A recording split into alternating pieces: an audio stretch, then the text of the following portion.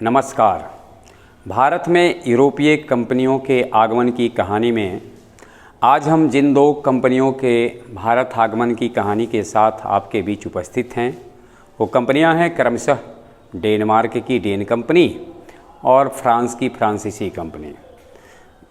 भारत में यूरोपीय आगमन की कहानी 1498 ईस्वी से शुरू हुई। पुर्तगाली के बाद नीदरलैंड हॉलैंड वाले आए, फिर इंग्लैंड वाले आए और फिर उसके बाद जो चौथी कंपनी भारत में यूरोपीय आई वो कंपनी थी डेनमार्क की। डेन कंपनी भारत में कुछ ज़्यादा दिलचस्पी उनकी नहीं थी। वो पूर्वी देशों के साथ संबंध में ज़्यादा दिलचस्पी रखे, फिर भी भारत में उनका आना हुआ। और यह एक तरह से देखा जाए तो पुर्तगाल के बाद ज़्यादातर कंपनियां जो भारत में आई तो उसमें सरकारी प्रयास ज़्यादा थे, यानी सरकारी प्रयासों के साथ उनका भारत में आना हुआ था। अर्थात सरकारी प्रयास का अभिप्राय है कि वहाँ की संसद, वहाँ की सरकार ने दिलचस्पी ली और उसके बाद उस कंपनी को भारत और पूर्वी देशों में व्यापार करने का अधिकार दिया। डेन कंपनी डेनमार्क में 1616 ईस्वी में इसका गठन डेनमार्क की संसद के द्वारा एक अध्यादेश जारी कर किया गया और बाद में चलकर उसी वर्ष यह भारत की ओर रुख किया, भारत पहुंची। इसके बाद जब भारत पहुंचने के बाद उसकी शुरुआती दौर में इसके दक्षिण भारत में प्रभाव थे और लगभग दक्षिण में ही सिमट करके यह कंपनी रह भी गई। दक्षिण भारत में तमिलनाडु में इसकी पहली फैक्ट्री 1620 ईस्वी में त्रयंबकूर में स्थापित हुई। कालांतर में जो कोरोमंडल तट था उसी की सहायता से आगे बढ़े, श्रीरामपुर गए, काशी बाजार गए, मछलीपट्टनम गए। हम तीनों को अगर की दशा देखेंगे तो कोरोमंडल के तट पर पड़ता है। ज़्यादा हमने पहले ही कहा कि इसका कुछ ज़्यादा प्रभाव भारत में नहीं रहा चूँकि इनकी अभिरुचि ज़्यादा नहीं थी। लेकिन फिर भी जब आज हम देखते हैं भारत में मिशनरी शिक्षा का काफ़ी प्रभाव देखने को मिलता है और मिशनरीज स्कूल कहीं भी दिखाई पड़ने लगते हैं। इसकी शुरुआत भारत में डेन कंपनियों ने की थी। तो इस प्रकार से इनके योगदान को अगर हम देखें तो सबसे महत्वपूर्ण योगदान है मिशनरी स्कूल की स्थापना में। मिशनरी स्कूल की पहली शाखा जो इन्होंने डाली वो श्रीरामपुर में बंगाल में डाला और उसका प्रचार प्रसार इन्होंने किया। उसके बाद ज़्यादा कुछ विशेष प्रभाव नहीं रहा। ये बाज़ार में, व्यापार में ही इंटरेस्ट रखते थे। भारत के आंतरिक मामलों में, भारत के सांस्कृतिक मामलों में, भारत के सामाजिक जीवन में इनकी कोई दिलचस्पी नहीं थी, इसलिए ज़्यादा इन्होंने हस्तक्षेप भी नहीं किया। ये कुल मिलाकर के अगर हमें याद रखने के दृष्टिकोण से देखना है तो 1616 ईस्वी में स्थापना, 1620 ईस्वी में त्रयंबकूर में इनकी पहली फैक्ट्री स्थापित हुई और 1616 ईस्वी में ही भारत की ओर इन्होंने रुख भी किया और मिशनरी स्कूल के संस्थापक प्रचारक कहें डेन कंपनी थी।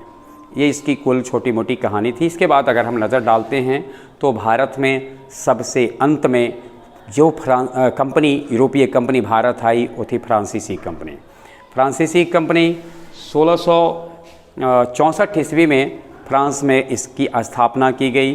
तब लुई 14वां फ्रांस के सम्राट हुआ करते थे और उनके वित्त मंत्री कोलवर्ट ने उन्हें सुझाव दिया। उनके सुझाव पर ब्रिटिश संसद में एक फ्रांस की संसद में विधेयक पारित करके एक व्यापारिक कंपनी खोली गई जिसका नाम था कंपनी द इंडे ओरिएंटाले। कंपनी द इंडे ओरिएंटाले यह कंपनी पूर्णतः सरकारी थी, जिसको कि एक बोर्ड के द्वारा इसका संचालन होता था। शुरुआती समय में जब यह कंपनी पहुंची भारत तो इसके कंपनी के जो बोर्ड के प्रधान होते थे वो कमिश्नर कहलाते थे, लेकिन बाद में चल कर के उनको गवर्नर कहा जाने लगा। तो शुरुआत में इनका जो मिलता है वो कमिश्नर के नाम से मिलता है और बाद में इनका गवर्नर कहलाने लगे।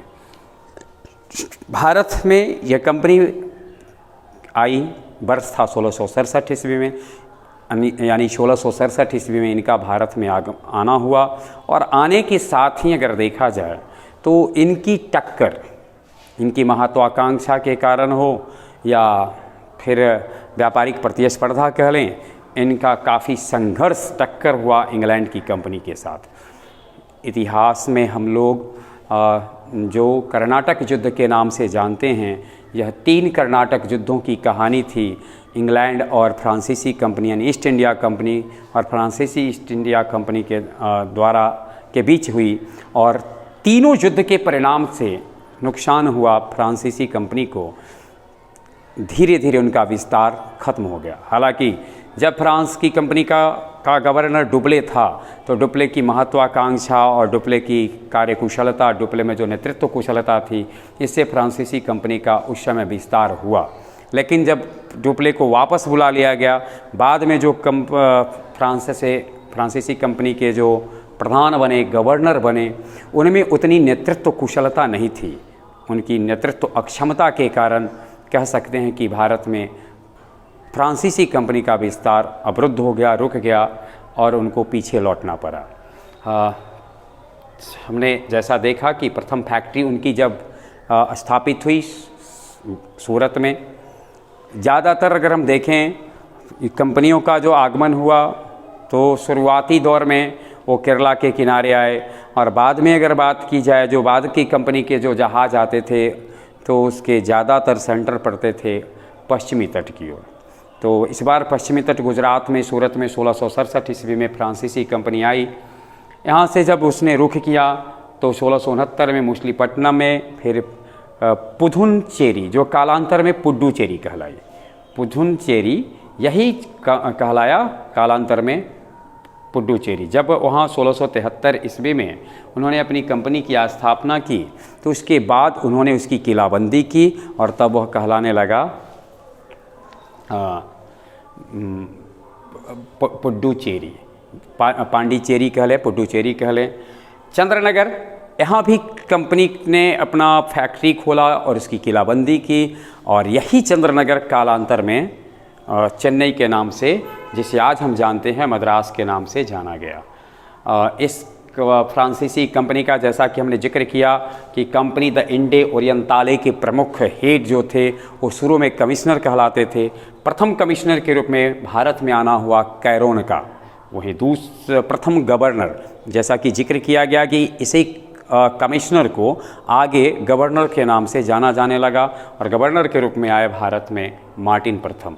परंतु जब फ्रांसीसी कंपनी के गवर्नरों का जिक्र होता है तो जो नाम सबसे सम्मान से और सबसे कहा जाए कि ज़्यादा चर्चित है वह है डुप्ले का। बहुत बहुत धन्यवाद।